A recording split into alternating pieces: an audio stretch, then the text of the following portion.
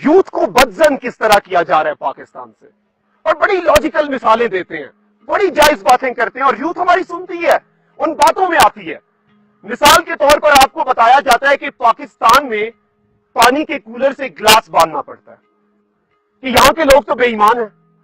لیکن آپ کو یہ نہیں بتایا جاتا کہ یہ پانی کا کولر اس چلتی راہ میں کسی آدمی نے صرف ثواب کے اصول کی خاطر لگوایا۔ آپ کو یہ بتایا جاتا ہے کہ مسجد کے باہر سے جوتے اٹھا لیے جاتے ہیں، پاکستان میں خدا کا گھر بھی محفوظ نہیں ہے،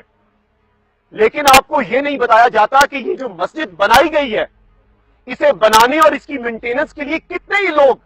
اپنی لامحدود یا محدود آمدنی میں سے 10 یا 20 روپے سے لے کر لاکھوں کے چیکس کی صورت میں اس میں اپنا حصہ ڈال رہے ہیں۔ آپ کو یہ بتایا جاتا ہے کہ کسی جگہ پاکستان میں ایکسیڈنٹ ہوا تو لوگوں نے زخمیوں کے بٹوے تک نکال لیے، لیکن آپ کو یہ نہیں بتایا جاتا کہ اسی پاکستان میں ان زخمیوں کو اسپتال لے جانے والے اور پھر ان اسپتالوں میں سینکڑوں کے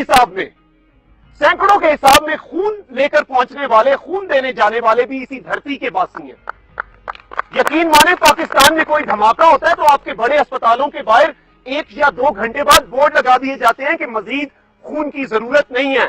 رش نہ بنایا جائے۔ اس کے علاوہ اور مثالیں دیکھیں، آپ کو بتایا جاتا ہے کہ زلزلے میں ملنے والی امداد لوگ کھا گئے۔ پاکستان ایک کرپٹ قوم ہے، لیکن یہ نہیں بتایا جاتا کہ یہی پاکستانی قوم تھی جس نے اپنے زلزلہ زدگان بھائیوں کے لیے اپنے گھروں سے نئے بستر نکال کر لاکھوں کی تعداد میں راشن ان اپنے بھائیوں کے لیے بھیجا۔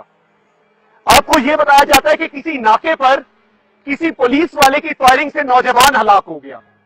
لیکن ان پولیس والوں اور ان جوانوں کی آپ کو قربانیاں نہیں بتائی جاتی، بل گیٹس کے فلاحی کاموں کی مثال دی جاتی ہے، عبدالستار ایدھی اور رمضان چھیپا کو بھولا جاتا ہے، ڈاکٹر ادیب رضوی کی مثالیں نہیں دی جاتی۔ یہ بھی بتائیں گے کہ پاکستان کے اساتذہ جاہل ہیں جو بچوں پر تشدد کرتے ہیں،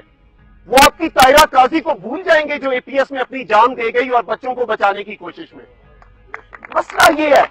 کہ وہ آپ کے ملک کے نیگیٹو ایسپیکٹس کو بتاتے ہیں اور بڑے احسن انداز سے آپ کو بتایا جاتا ہے سوشل میڈیا پر، لیکن کہیں بھی پوزیٹو ایسپیکٹس کو ہائی لائٹ نہیں کیا جاتا۔ یہ ایٹیچیوڈ بھی غلط ہے۔ ہر چیز کو ایک اسپیسیفک آئینے سے دیکھنا چاہتے ہیں، ایک اسپیسیفک نقطۂ نظر سے دیکھنے کی کوشش کرتے ہیں، اور یہی سب سے بڑا مسئلہ ہے ہماری قوم کا۔ تو پوٹینشل ہے، آسانیاں، وہ کہتے ہیں نا کہ اگر آسانیاں ہو زندگی دشوار ہو جائے، تو کوئی بھی سکسیس سٹوری آپ کو جو دوسری سائڈ بھی سناتی ہے اس میں فیلئرز ہوتے ہیں۔ تو ہم پہ ڈیپینڈ کرتا ہے کہ ہم ان فیلئرز کو یوٹیلائز کس طرح کرتے ہیں، استعمال کس طرح کرتے ہیں۔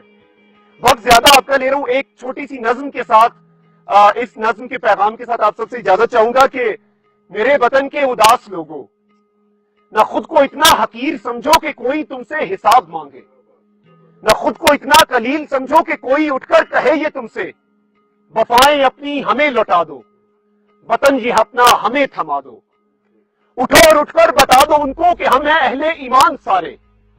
نہ ہم میں کوئی صنم کدا ہے، ہمارے دل میں بس ایک خدا ہے، جھکے سروں کو اٹھا کے دیکھو، قدم کو آگے بڑھا کے دیکھو، ہے ایک طاقت تمہارے سر پر، قدم قدم پر جو ساتھ دے گی، اگر گرے تو سنبھال لے گی۔ میرے وطن کے اداس لوگوں،